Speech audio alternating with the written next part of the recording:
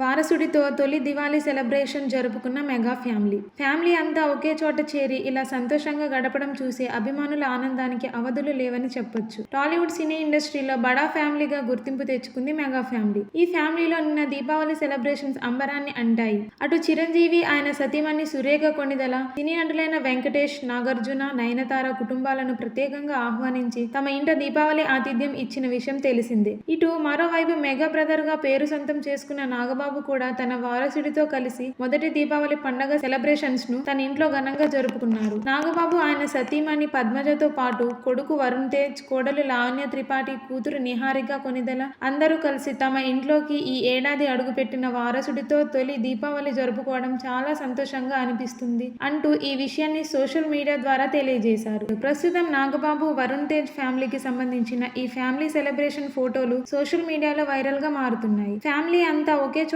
చేరి ఇలా సంతోషంగా గడపడం చూసి అభిమానుల ఆనందానికి అవధులు లేవని చెప్పవచ్చు. ఇకపోతే మెగా వారసుడిగా ప్రిన్స్ హీరోగా ఇండస్ట్రీలోకి అడుగుపెట్టిన వరుణ్ తేజ్ ప్రముఖ సినీ నటి లావణ్య త్రిపాఠితో కొంతకాలం పాటు రహస్యంగా ప్రేమాయణం సాగించిన విషయం తెలిసిందే. మధ్యలో సోషల్ మీడియాలో ఈ జంటపై ఎన్నో రూమర్స్ వినిపించినా ఎక్కడా కూడా వీరు బయటపడలేదు.